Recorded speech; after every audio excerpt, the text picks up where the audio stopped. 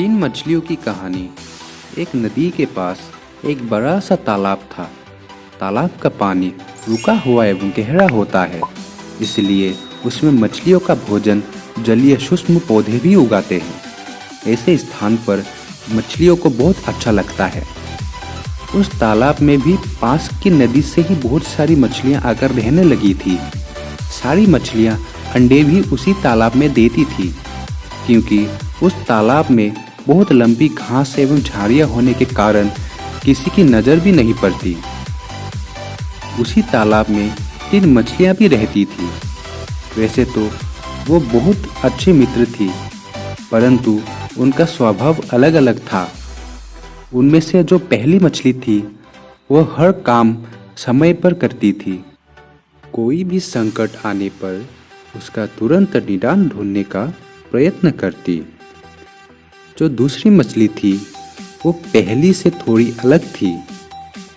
वो संकट आने पर ही उसका उपाय खोजती थी, परंतु उनमें से जो तीसरी मछली थी उसे तो हर कार्य को टालने की आदत थी। वो कहती थी कि अपने ऊपर आई हुई विपत्ति से बचना तो बेकार ही है। क्या फायदा है सारी समस्याओं का समाधान ढूंढने का। होता वही है जो भाग्य में लिखा होता है। जो होना है होकर रहेगा, उसके लिए चिंतित क्यों होना। ऐसे ही समय गुजरता रहा। एक दिन शाम को कुछ मछुआरे नदी से मछलियां पकड़ के घर जा रहे थे।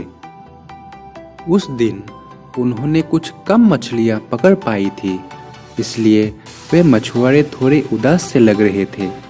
वे उस नदी के किनारे जा रहे थे तो उन्होंने देखा कि कुछ जलीय पक्षी पास ही के झाड़ियों में से उड़कर जा रहे थे। उन सबकी चोंच में मछलियां दबी हुई थी। उसको देखकर उन मछुआरों ने आपस में कहा, मित्रों, लगता है पास में ही तालाब में बहुत सारी मछलियां हैं। दूसरे ने कहा, चलो चलकर तालाब के पास से देखते हैं। ऐसा कहकर मछुआरे झाड़ियों से होते हुए उस तालाब के किनारे जा पहुंचे और उस तालाब में देखने लगे। एक मछुआरा बोला, अरे वाह, इस तालाब में तो बहुत सारी मछलियां हैं, हमें तो इसका पता ही नहीं था। दूसरे ने कहा, हाँ, यहाँ तो हमें बहुत सारी मछलियां मिल सकती है। एक अन्य बोला, आज तो शाम हो गई है, हम लोग कल सुबह ही यहाँ से मछलियां पकड़ कर ले जाएंगे। इस तरह सारे मछुआरे खुश होकर अगले दिन आने का तय करके अपने अपने घर चले गए। यह बात उस तालाब की मछलियों ने सुन ली थी। धीरे धीरे ये खबर उन तीनों मछलियों को भी मिल गई। उन तीनों में से पहली मछली ने कहा, मित्रों, तुम लोगों को तो पता ही है, इस तालाब को मछुआरों ने देख लिया है। अब हमारा यहाँ रहना खतरे से खाली नहीं है, इसीलिए अब हम लोगों को यहाँ से कहीं और चले जाना चाहिए। मैं तो अभी ही इस तालाब से नदी में जा रही हूँ, फिर मुझे कोई डर नहीं होगा। पहली मछली की बात सुनकर दूसरी मछली बोली, तुम्हें जाना है तो तुम चली जाओ, मैं तो यहाँ से कहीं नहीं जाऊँगी। जब मछुआरे यहाँ आएंगे तब देखा जाएगा। वो आगे बोली, हो सकता है मछुआरे यहाँ आए ही ना, वो मछली पकड़ने का काम छोड़ दे, या उन्हें कहीं और जाना पड़े, या वो किसी अन्य स्थान पर जाकर मछली पकड़े। शायद हमें कहीं और जाना ही ना पड़े। जो संकट अभी आया ही नहीं, उसके लिए अभी से इतना परेशान होने की क्या ज़रूरत है। मैं तो नहीं जा रही। इतने अच्छे स्थान को छोड़कर भला कौन जाना चाहेगा। अगर आ भी गए तो ये ज़रूरी तो नहीं कि मैं उनके जाल में ही फंसूं। तुम्हें जाना है तो तुम जाओ, मैं तो चली आराम से सोने। और दूसरी मछली वहाँ से चली गई।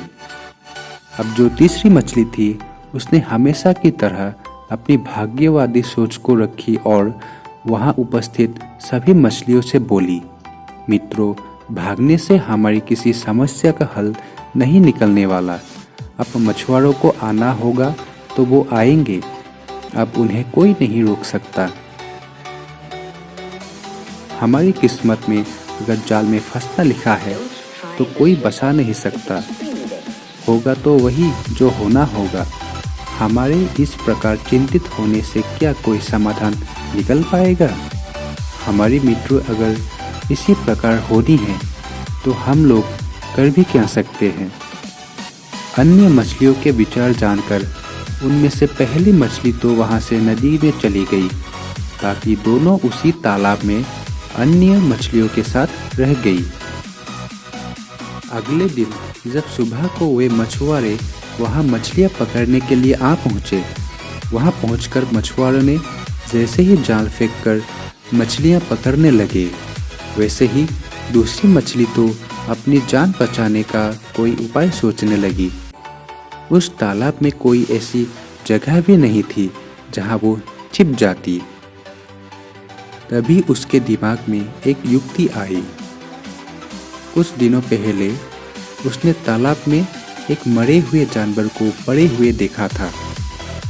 उसे लगा कि शायद वो उसके काम आ सकती है। इसने इधर उधर देखा तो वो लाश उसे दिख गई। वो लाश अब तक सड़ी हुई थी। उसे देखकर दूसरी मछली उस लाश के अंदर जाकर बाहर आ गई। ऐसा करने से उसके शरीर में उस सड़ी हुई लाश की दुर्गंध आ गई। तब तक एक मछुआरे का जाल वहां आ गिरा और दूसरी मछली उसमें फंस गई। मछलियों के फंसते ही मछुआरे ने जाल बाहर खींच लिया। उसने जाल की सारी मछलियां तालाब के किनारे पलट दी।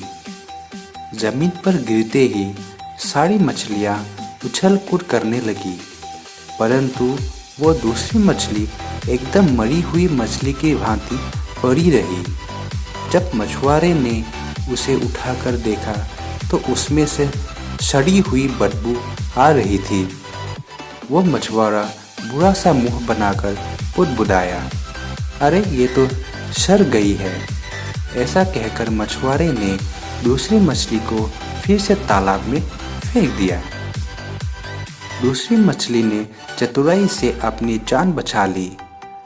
वो अपने योजना में कामयाब रही और जल्दी से तालाब के गहरे पानी में जाकर चैन की सांस ली।